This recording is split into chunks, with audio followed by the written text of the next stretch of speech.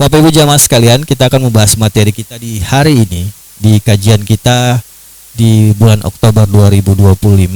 Kajian yang kita akan bahas adalah kebaikan dan pahala di balik sabar dan syukur dalam berumah tangga. Nah, dalam ajaran Islam, hal-hal apa saja ya Ustadz yang menjadikan kita bisa bersabar dan bersyukur hingga kita bisa mendapatkan pahala dan kebaikan yang terbaik dalam rumah tangga? Silakan Ustadz. Bismillahirrahmanirrahim. Assalamualaikum warahmatullahi ta'ala wabarakatuh. Alhamdulillahil karimil mannan, salawatuhu wa salamuhu ala sayyidina Muhammad sayyidi waladi adnan wa ala alihi wa ashabihi wa man tabi'ahu ala marri zaman. Pak Fadli, jamaah sekalian yang dimuliakan Allah Subhanahu wa taala, alhamdulillah 16 Rabiul Tsani atau sudah 17 ya, sudah berakhir bulan. Insyaallah hampir sudah lewat pertengahannya, kita semuanya diperjumpakan Allah Subhanahu wa taala untuk kesekian kalinya di Bank Indonesia ini, di kantor lama. Semoga kedatangan kita ke majelis ilmu ini Allah Subhanahu wa taala jadikan sebagai asbab keberkahan kebaikan kita insyaallah di dunia dan di akhirat kelak insyaallah. Amin Allahumma amin. Salam taslim untuk Rasulullah sallallahu alaihi wasallam. Allahumma shalli wa sallim barik alaihi wa ala alihi. Kita berharap mendapatkan syafaatnya di yaumil qiyamah nanti. Jamaah sekalian, teman-teman Majelis Ta'lim Al-Mulk, hari ini kita membahas tentang sabar dan syukur dalam pernikahan. Kira-kira pahala dan kebaikannya apa? Saya ingin pertama kalinya ingin mencuplik beberapa data yang saya dapatkan di pencarian Google ya. Disebutkan di sana bahwa Pak Fadli, angka pernikahan atau peristiwa pernikahan setiap tahun di negeri kita ini di tahun 2024 ya, itu di angka 1.400.000-an peristiwa pernikahan. Jadi orang menikah ya di 2024 itu 1 juta lebih. Lalu average rata-rata perceraian dari tahun ke tahun dibanding-bandingkan itu di angka 400-an. Jadi berapa persen? 1.400.000-nya itu bercerai. Persentase bercerainya di angka 400-an. Berapa persen ya? Ada 30-an ya, di angka 30%. Nah, uniknya data itu mengatakan bahwa faktor yang paling mempengaruhi angka perceraian itu, jamaah sekalian, adalah faktor pertengkaran. Dong bakalai. Itu yang paling banyak yang mengakibatkan orang-orang dalam data bercerai. Nah, sedangkan kita saat ini mengatakan bahwa sabar dan syukur, pahala atau kebaikan apa yang akan kita dapatkan ketika kita melakukan itu dalam pernikahan kita. Sahabat Nabi Umar bin Khattab pernah mengatakan ya, al-aqdu al-aqdas ya, sesuci-sucinya ikatan janji itu adalah ikatan janji pernikahan, Pak Fadli. Jadi tidak ada lagi, atau hampir kita katakan janji pernikahanlah adalah janji yang paling suci yang pernah kita tunaikan atau lakukan di permukaan bumi ini sepanjang kita hidup. Sehingga tidak heran kalau di dalam Al-Quran disebut sebagai mitsaqan ghalidha. Dia adalah janji yang sangat berat, sangat besar, sehingga arsy-Nya Allah Subhanahu wa taala berguncang ketika kita melakukan akad atau ijab qabul pada saat pernikahan itu. Nah, ada sedikit bias ternyata, ada sedikit bias antara janji besar, lalu data mengatakan bagaimana, lalu kita lagi pengen bagaimana nih, ya kan? Ini ada sedikit bias. Namun insya Allah kita di majelis ini mudah-mudahan kita tersirami ya, terbekali bagaimana sebenarnya agama kita itu memandang pernikahan. Ini kira-kira kita masuk di kelas nasihat pernikahan nih sebenarnya. Karena mau bilang sabar dan syukur ini sebenarnya masuknya di nasihat pernikahan. Jadi apa yang harus kita sadari Pak Fadli dari pernikahan kita selain tadi kita sudah sebutkan mitsaqan ghalidha itu, bahwa ketika Allah Subhanahu wa taala bilang Wa min ayatihi an khalaqalakum min anfusikum azwajan litaskunu ilaiha wa ja'ala bainakum mawaddatan wa rahmatan inna fi dzalika laayatin liqaumin yatafakkarun. Jadi ketika ayat ini kan sudah sangat tenar ya, sudah sangat berbiasa kita dengarkan. Ketika Allah Subhanahu wa taala bicara tentang atau mengatakan firman-Nya tentang ini, sebelumnya sebenarnya sudah bilang wa min ayatihi an khalaqalakum min turab. Di setelahnya nanti Allah Subhanahu wa taala wa min ayatihi mengatakan wa min ayatihi khalqus samawati wal ard. Jadi pernikahan itu diapit dengan peristiwa-peristiwa dahsyat. Pernikahan kita itu diapit oleh peristiwa-peristiwa dahsyat. Sedahsyatnya Allah menciptakan kita dari tanah, yang tadinya kita tidak ada, kemudian Allah ciptakan kita dari tanah. Sedahsyat Allah menciptakan bumi dan isinya. Sedahsyat Allah Subhanahu wa taala menciptakan kita berbeda suku, bahasa, dan bangsa. Sedahsyat itulah kemudian peristiwa pernikahan itu. Sedahsyat itulah peristiwa pernikahan. Jadi dia bukan sesuatu yang sifatnya main-main, sesuatu yang sifatnya selera, habis suka hilang, atau kemudian setelah bosan kemudian tukar atau ganti atau berakhir. Sebenarnya bukan sekedar itu Pak Fadli. Jadi dia adalah peristiwa yang sangat dahsyat di dalam agama kita. Oleh karenanya tadi kita bilang mitsaqan ghalidha, janji yang teramat sangat besar. Nah, kalau kita mau bedah ayat tadi itu, wa min ayatihi an khalaqalakum min anfusikum azwajan. Ketika Allah bilang bagian daripada tanda kekuasaannya adalah Allah ciptakan kita berpasang-pasangan. Tujuan dari berpasang-pasangan itu sebenarnya adalah as-sakinah. Kita itu tenang. Kita dapat ketenangan, kita dapat kenyamanan, kita dapat kedamaian. Itu sebenarnya tujuan kita berpasangan. Adam alaihissalam di surga ternyata sendiri itu sudah dengan nikmatnya, tapi sendiri pun itu tidak bisa menikmati seluruh kenikmatan surga yang luar biasa. Pengen punya pasangan. Sehingga dengan pasangan tadi apa Pak Fadli? Beliau mendapatkan kedamaian dan ketenangan. Nah, kedamaian dan ketenangan itu jamaah sekalian, itu kuncinya ada di dua diksi berikutnya atau dua kata berikutnya, yaitu yang disebut dengan mawaddah dan yang kemudian disebut dengan rahmah. Dan di situ sebenarnya kita sedang berbicara sabar dan syukur. Mawaddah itulah sebenarnya nanti kita akan berkata tentang kesyukuran, dan rahmah itu sebenarnya kita berbicara tentang kesabaran. Begitu. Nah jamaah, mawaddah itu apa sebenarnya? Jadi kalau mau dapat ketenangan, kedamaian, itu di Quran disebutkan kita harus punya bekal, ya. Paling tidak modal pertamanya itu adalah mawaddah. Ya, basicnya itu kita punya mawaddah. Mawaddah itu apa? Cinta yang begitu menggebu. Cinta yang menggebu itulah mawaddah. Nah, jadi kalau misalnya Pak Dharma ketemu istrinya pertama kali, ketertarikannya itu dibangun oleh mawaddah, cinta yang menggebu. Entah apa itu. Semua kita sangat subjektif terkait dengan cinta yang menggebu. Entah hidungnya yang tinggi, ya, pipinya yang merah, rambutnya yang sebahu misalnya, atau fisiknya yang lain, atau tangannya kira-kira jarinya ada warna pink di ujung. Nah, saya pernah, Pak Jalal dan teman-teman semuanya, pernah dapat satu case, ada orang tertarik dengan perempuannya hanya karena suaranya. Iya, ketika ditanya, kenapa engkau tertarik sama perempuan ini, Pak Fadli? Dia bilang apa? Saya suka suaranya Ustadz. Kalau dengar suaranya tuh, saya tenang. Jadi, suaranya saja. Belum tidak berkaitan dengan fisiknya, ya, dia suaranya. Nah, mawaddah itu, cinta yang menggebu itu kita peroleh dari banyak sekali faktor. Ketertarikan kah itu, ya? Dan ketertarikan itu bangunannya subjektif sekali. Bisa jadi saya melihatnya tidak tertarik, tapi Bapak Ibu melihatnya tertarik, dan seterusnya. Begitu, kebalikan dari itu. Nah, mawaddah ini di sanalah kita mesti banyak-banyak bersyukur ketika kita peroleh. Ya Allah, kita dapatkan istri misalnya yang betul-betul secara physically dia cantik sekali, atau suami kita secara fisik dia gagah sekali, atau dia kuat sekali, lengkap semua alat inderanya. dan seterusnya.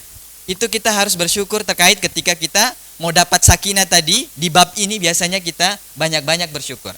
Oleh karenanya kebaikan apa kita dapat ketika kita bersyukur, ya kita akan langgeng. Data tadi itu kita tidak masuk insya Allah di dalamnya 400-an itu. Na'udzubillah wal iyadzubillah. Ya. Kita akan harmonis ketika kita mulai memperkirakan ataupun menempatkan diri dalam kata mawaddah tadi di basic syukurnya. Begitu. Nah, ternyata Quran kemudian bilang tidak cukup itu. Karena bumi berputar.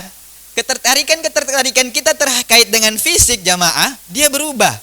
Tadinya misalnya dia hidungnya mancung, mungkin terkena ojek, ya, ditabrak oleh becak, hidungnya hilang sebelah.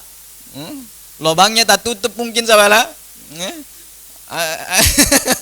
Atau misalnya kulitnya tak gores, atau yang tadinya dia kencang menjadi keriput, tadinya hitam rambutnya menjadi memutih.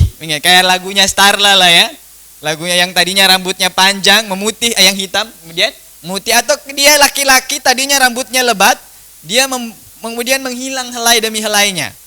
Sudah terkikis yang tadinya tebal, di belakangnya tuh, di ubun-ubunnya semulai ada lingkaran-lingkaran yang hilang, membesar.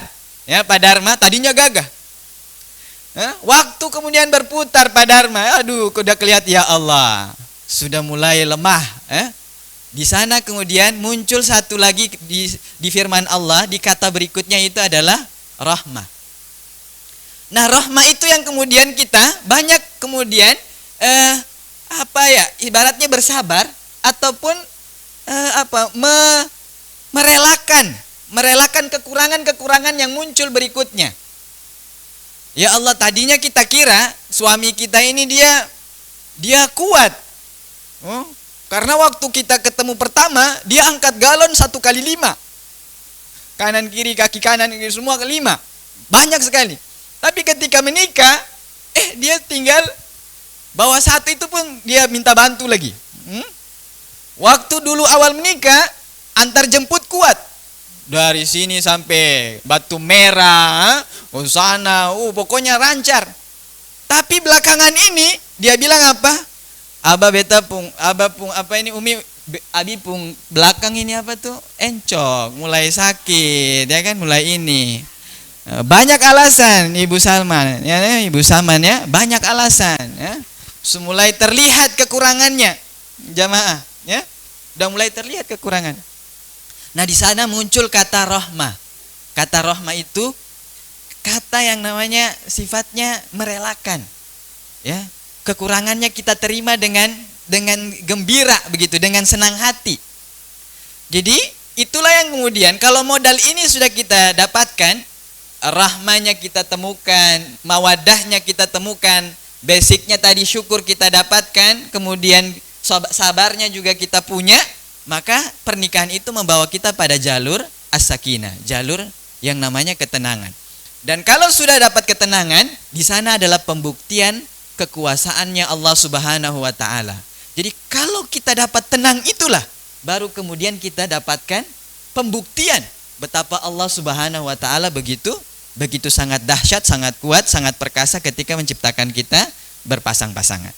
Jemaah sekalian yang dimuliakan Allah Subhanahu wa taala, terkait dengan sabar dan syukur itu Pak Fadli, Imam Al-Qurtubi ya, atau di sini disebutkan Imam Ali bin Abi Thalib, sahabat Nabi mengatakan as-sabru minal iman bimanzilatir ra'si minal jasad.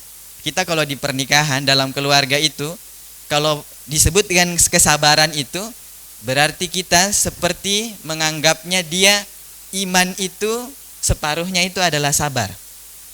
Sebagaimana tubuh kita perlu kepala. Tubuh kita kalau tidak punya kepala maka ya tidak bernilai, ya, mati kita. Nah, begitu juga dengan keimanan, ya, kesabaran tadi di pangkal iman, di bagian iman, dia adalah kalau tidak ada sabar maka tidak ada imannya orang tersebut. Maka di pernikahan kita jamaah sekalian, untuk saya dan kita semuanya, maka modal kesabaran itulah yang modal membawa kita pada tahap-tahap hari ini Pak Fadli, ya jamaah sekalian.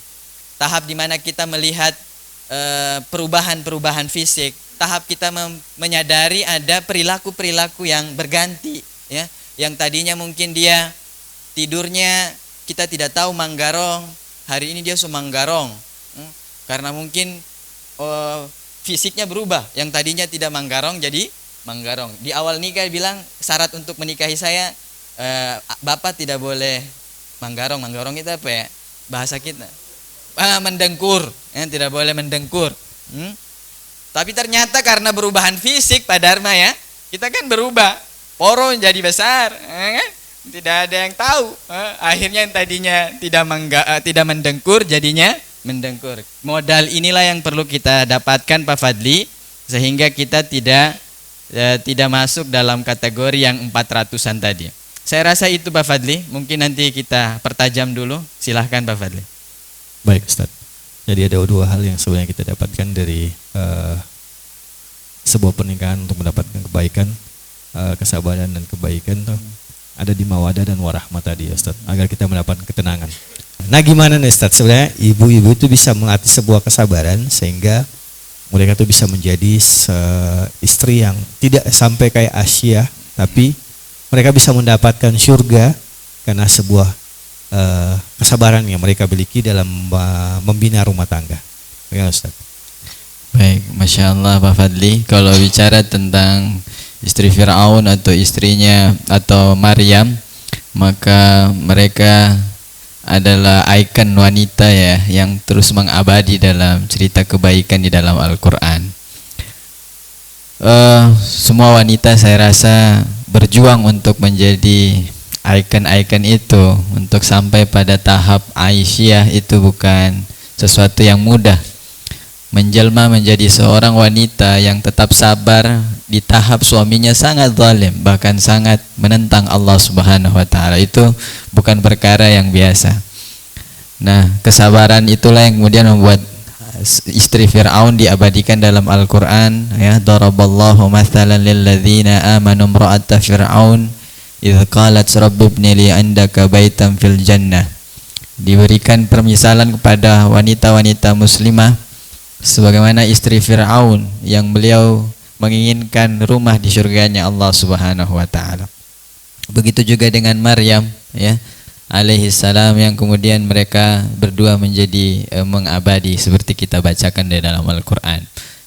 Nah, sekarang pertanyaannya, apakah wanita ini selamanya bersabar dengan perilaku suaminya atau dia boleh sedikit menggunakan sisi manusiawinya marah-marah? Kita disebut manusia ini kan karena kombinasi kapan kita mesti harus menahan diri dan atau bersabar Pak Fadli, dan kapan kita harus menggunakan pedang kita atau senjata kita untuk menegur atau dalam kondisi tertentu kita mengoreksi. Ya, artinya ya kita tidak menerima begitu saja gitu. Juga dalam Quran ada dalam syariat kita ada pernikahan, juga ada perceraian, ada nikah, ada tolak, ya. Bagaimana itu? Apakah orang yang menikah saja yang kemudian bisa dapat surganya Allah, orang yang cerai tidak bisa dapat surganya Allah, atau bagaimana begitu? Apakah hanya sabar saja yang diperlukan dalam rumah tangga itu, atau kemudian juga ada pendekatan-pendekatan lain jika dia berkaitan dengan hal-hal tertentu? Pak Fadli, wanita boleh menggunakan senjata lainnya untuk mengoreksi jika dia di dua posisi atau dua kondisi. Kondisi pertama adalah kondisi agamanya terancam. Dia boleh menggunakan koreksi sebagai atau diskusi kepada suaminya ketika terjadi hal-hal yang mengganggu agamanya. Misalnya suaminya larang dia berhijab. Apakah kita harus sabar? Nah, di bagian-bagian ini ya tidak boleh kita taati. Jadi sebutkan la ta'ata fil makhluk fi ma'siyatil khaliq, tidak boleh kita taat kepada makhluknya Allah atau hatta itu suami kita ketika dia berbenturan dengan atau dia berkaitan dengan kemaksiatan kepada Allah Subhanahu wa taala, tidak boleh. Jadi dia boleh mengoreksi atau berdiskusi, bukan sabar. Atau kalau misalnya sabar itu disebut dengan menerima begitu saja, maka bukan di situ poinnya, bukan di situ keadaannya. Dia boleh melakukan komplain terhadap suaminya, kebijakan suami itu atau keputusan suami itu. Kedua Pak Fadli, dia boleh menggunakan senjata lainnya ya, selain kesabaran atau selain itu, yaitu dengan cara atau di saat kondisi terancam nyawanya. Nah, kenapa sampai kita punya senjata yang namanya perceraian atau tolak dalam agama ya? Ya karena dia nanti bisa jadi membahayakan nyawa salah seorang di antaranya ketika terjadi atau ketika pernikahan itu dilanjutkan. Ya Allah, kalau kita lanjutkan ini bisa hancur istrinya misalnya karena suaminya sudah atlet Smackdown. Kalau kelihatan, kalau lihat wajah istrinya di pintu itu dia kira samsak atau apa itu? Ya samsak, bener ya?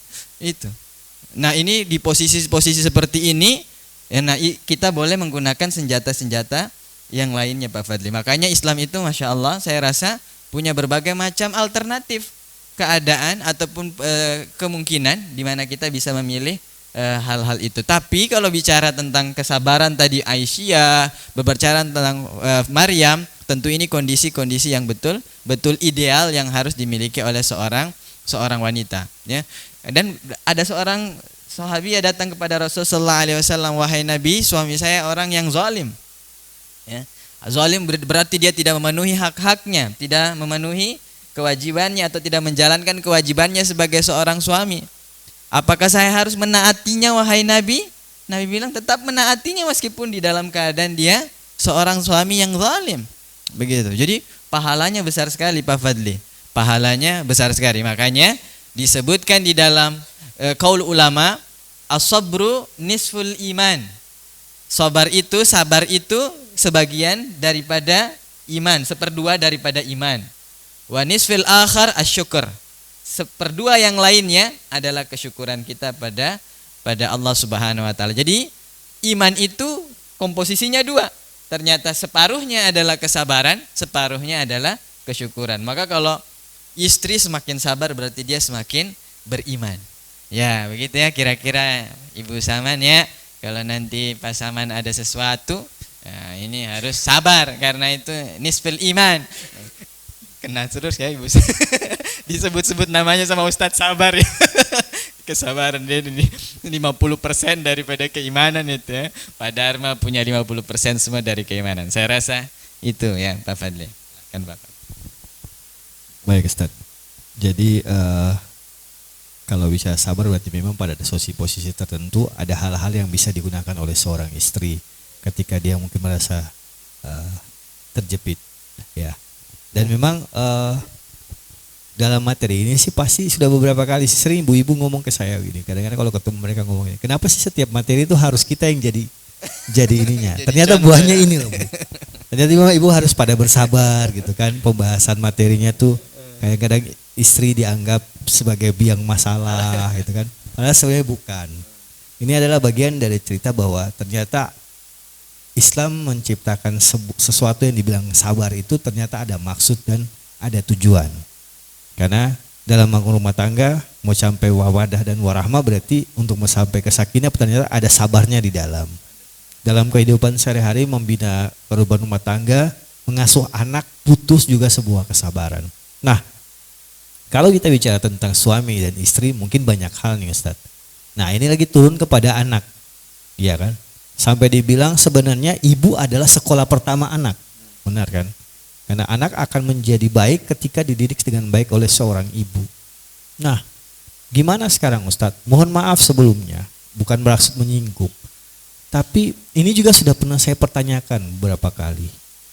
Apa sih sebenarnya dalam pandangan Islam? Dan apakah itu adalah sebuah bagian dari kesabaran ketika seorang ibu karena sebuah kesibukan, dia bilang beta sabar juga serahkan beta pu anak yang jaga pengasuh karena beta ini kerja. Nah, terkadang akhirnya banyak kasus anak lebih mencintai pengasuhnya dibandingkan orang tuanya sendiri, terutama ibu.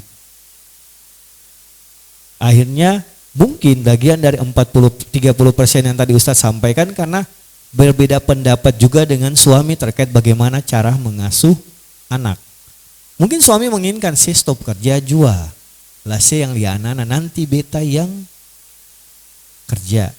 Tapi karena sebuah kondisi jabatan dan sebagainya, istri malah yang bilang, saya yang stop jua.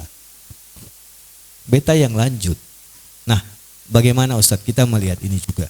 Karena ini fenomena yang sekarang banyak terjadi. Mohon maaf teman-teman perbankan juga kita mungkin mengalami hal yang sama. Maaf ketika istri kita punya posisi lebih tinggi dari kita dalam sebuah jabatan, kita disuruh memilih. Ini kenyataan yang kadang-kadang terjadi. Suami harus mengalah karena saya cuman staf, sementara beta adalah kepala cabang. Saya yang tinggal di rumah dengan pengasuh jaga anak. Bagaimana Ustaz? Ini Pak Fadli ya, ibu-ibu Iwaba atau ibu IPB ini orang yang paling sabar di permukaan bumi kayaknya. Ibu-ibu Iwaba ini kalau mereka suaminya pulang, ini kan orang-orang bangkir-bangkir ini kan pulangnya ya jadwalnya 5 ya kan? Iya, 9 to 5 memang dia punya aturan. Tapi sampai di rumah kan nggak sampai 5 juga ya, lewat dari 9 to 9 ya. Ya mereka paling sabar Bapak. Orang yang paling sabar saya rasa ibu-ibu IPB dan ibu-ibu Iwaba. Lalu kira-kira kalau istrinya bekerja, ada anaknya, terbengkalai mungkin, ya kan? Bagaimana sih posisi kita di rumah tangga yang sama-sama berkarir gitu? Sebenarnya karir bagi wanita itu sudah kita bahas dan sudah clear bahwa wanita karir dalam agama ini itu terakui karena zaman dulu juga wanita-wanita muslimah itu berkarir. Meskipun karir zaman dulu berbeda dengan karir zaman hari ini, tapi secara karir mereka berkarir. Kayak misalnya istri dari Abu Dzar Al-Ghifari atau dari Ibnu Mas'ud. Mereka semuanya adalah berprofesi, baik itu nanti pemerah susu ataupun mereka menyiangi korma. Mereka punya profesi. Nah, bagaimana sekarang dengan anak-anak mereka? Kalau misalnya ibunya bekerja. Pak Fadli, sebenarnya yang menjadi penanggung jawab atas pendidikan keluarga itu suami. Yang menjadi penanggung jawab pendidikan keluarga itu bukan istri-istri membantunya ya. Tapi yang menjadi penanggung jawab pendidikan itu adalah suami. Anaknya pintar atau anaknya berkarir atau anaknya berkarya itu adalah tanggung jawab suami karena sebagai kepala rumah tangga. Nyaris kita kalau bilang tugas istri atau fungsi istri, nyaris sebenarnya istri itu hanya melahirkan. Kalau mau ditelusuri ya, semuanya tinggal dia fungsi melahirkan saja. Gitu. Yang lainnya itu adalah tugas dan fungsi suami, memastikan pendidikan anak, memastikan nafkah keluarga, memastikan kebaikan yang terjadi di dalam keluarga dari ibadah sampai dengan hukum-hukum lainnya, itu adalah suami. Jadi kalau terjadi perselisihan karir seorang wanita yang kemudian terbengkalai pendidikan anak, sebenarnya yang bertanggung jawab bukan istrinya. Suami harus mencari jalan lain agar anaknya bisa mendapatkan pendidikan selain daripada pengasuhan istrinya. Jika seandainya dibutuhkan nafkah itu adalah pembantu ataupun asisten, maka asisten menjadi sesuatu nafkah yang harus dimungkinkan atau harus dipenuhi oleh seorang suami. Begitu kita merincinya Pak Fadli. Jadi bukan istri yang bersalah. Istri tidak bersalah di situ. Jadi saya membela ibu-ibu hari ini. Jadi tidak apa-apa ibu. Jadi itu bukan kesalahan seorang ibu. Dia adalah kesalahan kita sebagai seorang suami yang tidak bisa memastikan pendidikan itu hadir di tengah-tengah keluarga kita, baik melalui istri kita ataupun nanti orang-orang yang membantu kita. Jadi kalau misalnya nafkah itu istri kita butuh tukang cuci Pak Fadli di satu titik, misalnya dia terhalangi untuk mencuci, maka nafkah mencuci itu atau orang yang mencuci itu menjadi nafkah yang wajib dipenuhi oleh suami. Lagi-lagi kita itu sebenarnya disayangi oleh pasangan kita, dicintai oleh istri kita, berlebih sekali cinta itu, mawaddahnya itu Masya Allah sekali, sehingga kita dicucikan bajunya meskipun itu bukan tupoksi mereka, kita dimasakkan oleh mereka meskipun itu bukan tugas dan fungsinya, kita kemudian dijagai anak-anak kita meskipun itu bukan tugas dan fungsinya. Itu semuanya mereka lakukan karena ingin taat, ingin kemudian dicintai, ingin kita setia pada mereka. Masya Allah, begitu sebenarnya kalau kita mau balik dia punya kondisi. Jadi yang bersalah ini kita semua laki-laki. Jadi kalau ada yang kurang di rumah, jangan cari salahnya di istri. Salahnya pasti bapaknya tuh, pasti bapaknya. Makanya dia disebut dengan mas'ul, dia disebut dengan penanggung jawab. Jadi Pak Dharma, mulai hari ini jangan kasih salah istri, ya. Katong yang salah. Kalau kita salah Pak Dharma, kata kuncinya mohon maaf istriku, saya kemasukan setan tadi. Itu pokoknya selesai sudah insya Allah ya Pak Dharma, Masya Allah. Saya rasa begitu Pak Fatih. Ya. Jadi ini sebenarnya tadi pertanyaan tadi itu mau membuka, ya kan? Padahal ibu-ibu senyum toh. Jadi sebentar malam nih kayaknya ya Dharma, kayaknya cari makan sendiri sudah dulu. Jadi Pak Dharma kayaknya sebentar gojek makanan. Karena Ustadz subuka. Istri tidak, ya kalau istri mau bikin alhamdulillah, kalau istri bilang saya pesan sudah ya alhamdulillah, kita makan makanan gojek. Ya, mungkin dari Bapak Ibu ada yang ingin bertanya terkait seputar masalah sabar dan syukur dalam rumah tangga. Sebenarnya kalau untuk Ibu Saman, untuk Umi, untuk ibunya Pak Jalal, itu orang yang sudah melewati asam garam kehidupan rumah tangga, ya kan? Ya itu sudah tahu sabar kayak bagaimana, menghadapi Pak Saman, Pak Jalal kayak bagaimana, mau menghadapi Abah tuh kayak bagaimana ya. Yang jadi persoalan saya yang belum dan yang baru menikah. Karena kenapa? Itu yang tadi Ustadz bilang. 1 sampai 5 tahun pertama itu dia pemanis masih ada. Begitu masih 6 tahun, akampu asin mulai keluar, ya, asam mulai keluar. Contoh yang tadi Ustadz bilang, 5 tahun pertama pi kantor, beta masih antar, ya, masih ada sayangnya ya. Bu, ya 5 tahun pertama panggilnya bagaimana Bu? Panggilnya bagaimana Bu? Sayang, ya kan? Nah, 6 tahun. Sayang. Ya. Nah, sebenarnya ini kenapa? Karena ternyata inilah contoh. Ibu-ibu 4 di depan adalah contoh. Bagaimana buah kesabaran mereka menghadapi suaminya orang bengkir. Yang kayak Ustadz bilang tadi, pulang pergi jam 9, pulang jam 9. Padahal harusnya pulang jam 5. Tapi harusnya pulang jam 9. Apalagi kalau tambah sekarang segala sesuatu mesti online. Harusnya bisa pulang online di rumah, tapi alasan tidak bisa di rumah karena ada rahasia. Jadi lanjut di kantor sampai jam 11 ya. Nah, mungkin bagian teman-teman yang baru menikah, banyak hal yang akan didapatkan sebenarnya dalam perjalanan. Apalagi sebagai teman-teman bengkel yang saya sampaikan tadi. Mungkin di bulan yang lalu pun kita sempat bahas. Ternyata memang seorang istri yang kerja sebagai bengkel juga, memang dia harus betul-betul bersabar ketika menghadapi suami yang juga seorang bengkel.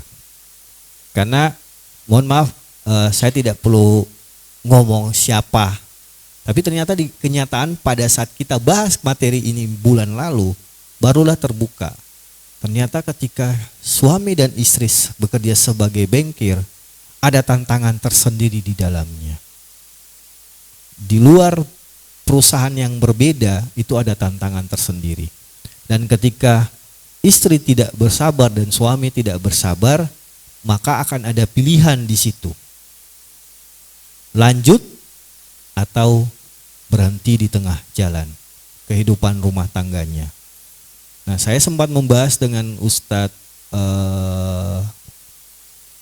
Hatta kemarin pada saat materi itu, dan Ustadz ngomong, wah Bang, abang tidak tahu ada orang teman-teman dari perbankan juga yang menghadapi masalah ini. Karena istrinya orang bank, suaminya orang bank. Pergi jam 9, pulang jam 9.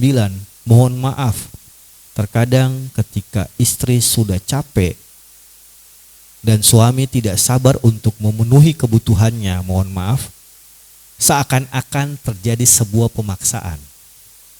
Benar ya? Mungkin kalau Ibu Saman dan mungkin sudah lebih berpengalaman beberapa tahun yang lalu, tapi buat yang masih muda, benar.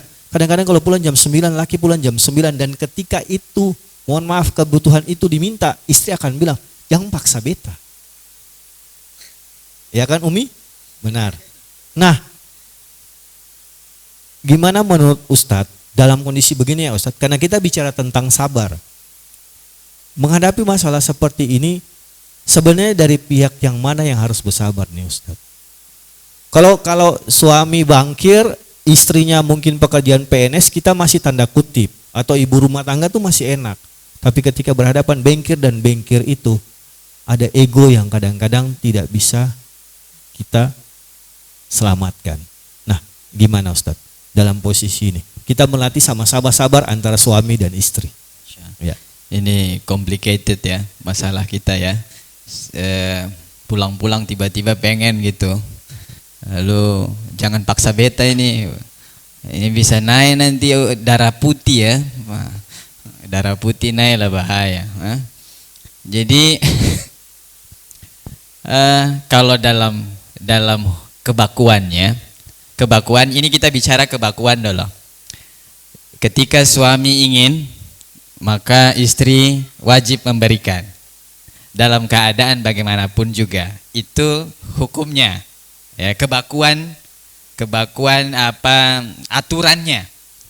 Jadi kalau misalnya kita pakai kebakuan ini, berarti kalau suaminya minta atau suaminya ingin, di saat dia baru pulang, capek pun, dimanapun, ya dia harus memberikan itu, ya, memberikan keinginannya, memenuhi keinginannya.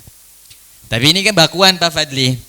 Di atas kebakuan itu ada yang disebut dengan wise, kebijaksanaan, yang itu dimiliki oleh setiap orang. Ya, ada kebijaksanaan. Kebijaksanaan itu lahir dari suami yang mengerti. Oh, kalau istri saya begitu pekerjaannya, begitu keadaannya, harusnya saya bisa menunggu. Ya kan? Mungkin dia beberes dulu, mungkin dia tarik nafas dulu, mungkin dia say hello dulu dengan langit-langit rumahnya, atau say hello dengan dapurnya, dan seterusnya. Nah, itu maksudnya dalam bab kebijaksanaan. Sehingga tidak semuanya harus dengan hukum-hukum baku. Memang ketika kita pengajian kita dapatkan hukum itu, aturan itu, SOP standar itu dimanapun, kapanpun, ketika ingin dilayani itu kita dapatkan, tapi tidak begitu baku juga ketika kita dalam praktik-praktek. Di sana ada kebijaksanaan, ya kan? Pak Fadli ketika tahu kebakuan itu, ya jangan langsung juga lihat kondisional. Hukum berubah, tagayyuril ahkam bitagayyuril azman. Hukum itu berubah, terlihat ketika kondisinya berubah. Capek, ada alasan capeknya. Oh, ada alasan uzurnya. Oh, ada alasan tidak sanggupnya. Nah, baru kemudian kita gunakan cara yang lainnya Pak Fadli. Jadi ada bab bijaksana, ada bab aturan main yang baku.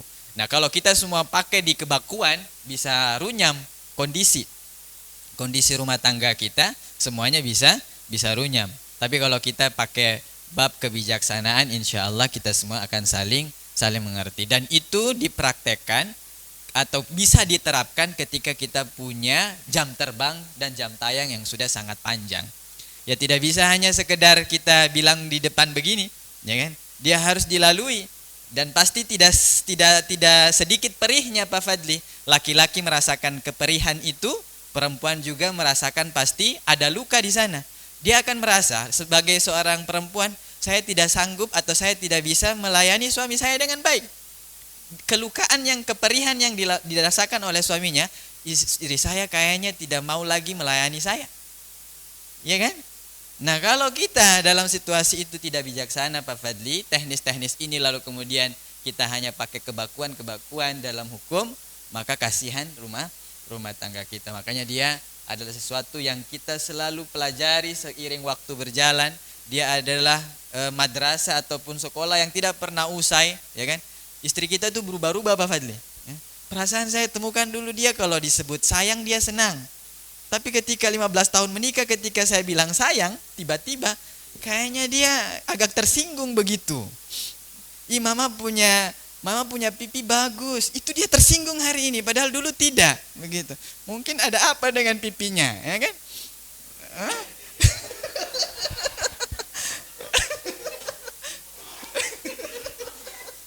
Mama pun betis sekarang bagus. Itu dia tersinggung Pak Fadli. Padahal dulu itu dia senang sekali kata itu. Jadi aneh Pak Fadli. Jadi berubah, okay? Berubah gitu kan.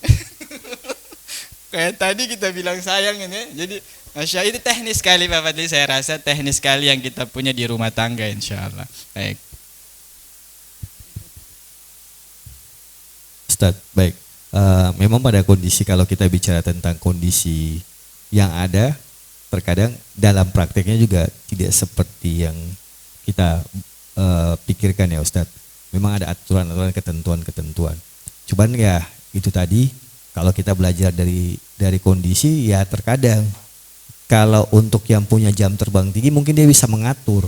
Tapi buat yang baru-baru ini, yang masih orang bilang masih panas-panasnya, ya inilah adalah cobaan dan ujian.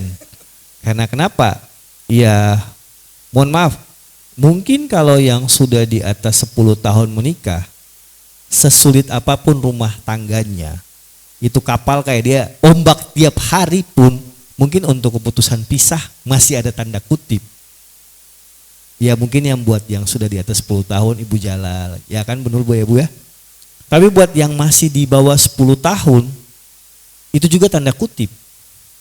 Apalagi kalau besok ke kantor teman cerita, 2 pilihan saja. Ceris, bisa sudah. Iya kan? Mulailah ambil langkah, besok beta pulang di mama rumah. Ya kan? Ini kita bicara realita ya Ustadz. Kita tidak bicara tentang masalah ketentuan yang salah. Tapi kenyataan pada saat ini banyak terjadi kondisi-kondisi seperti itu. Dan terkadang padanya kembali lagi, sebenarnya lihat lagi kepada bapak-bapaknya. Gimana sih kamu ngatur jam terbangmu dengan istrimu? Gimana kamu mengatur kehidupanmu dengan istrimu? Tapi pada kenyataan bahwa ketika kita sudah mendidik dan membimbing istri juga dengan sebaik-baiknya, tapi pada kenyataan masih ada hal-hal yang tidak sesuai kondisi. Karena mohon maaf, kalau mau dibilang ibu-ibu zamannya Ibu Saman, Umi dan istrinya Pak Jalal, mungkin ibu-ibu zen apa ya? Kalau mau dibilang, ya, karena belajarnya cuman dari teman sekitar, iya kan? Ibu-ibu sekarang belajar ada 2, 3, 4, apa?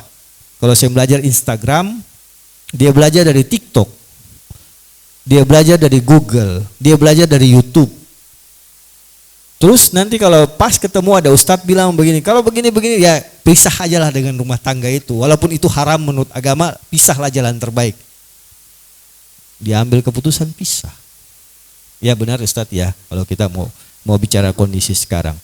Nah, makanya bagaimana nih Ustadz dalam melangkah ke depan dalam sebuah rumah tangga, seperti yang Ustadz sampaikan tadi, bahwa bagaimana mawaddah dan warahmah itu membawa kita pada ketenangan. Sakinah adalah ketenangan.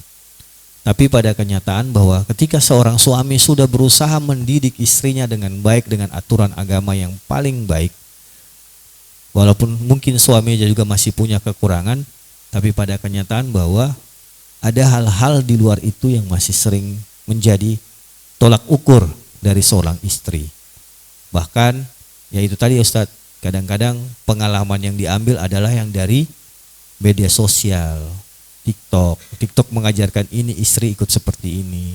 TikTok mengajarkan ini, diikutlah seperti ini. Nah gimana kita dalam Islam ya Ustadz mengantisipasi semua ini sehingga kita sebagai seorang suami bisa mendidik dan membawa istri kita pada hal-hal yang sesuai dengan ajaran agama.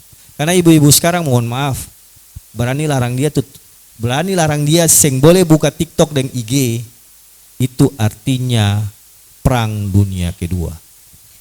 Maaf, ibu Saman tidak akan mungkin, atau ibu Jalal tidak ada mungkin. Tapi kalau ibu-ibu muda Ustadz, begitu larang dia buka TikTok dan IG, otomatis bantal pisah. Ente sebelah kiri, anak sebelah kanan. bantal di tengah. Ya, bagaimana Ustadz? Kita dalam fenomena ini. Karena saya tidak akan menyinggung yang orang tua. Sekali lagi saya bilang kalau yang sudah kawin di atas 10 tahun saya tidak singgung. Tapi yang buat teman-teman kita yang masih muda-muda nih Ustadz, Abang Darmas yang termasuk. Karena Abang Darmas sudah lewat dari 10 tahun. Masya Allah. Senior. Ya, senior. Ya, senior. Ini bagaimana yang masih muda-muda nih Ustadz menghadapi yang kayak gini? Pak Fadli, apa ya? Dalam pernikahan itu pasti ada fakrun wagina.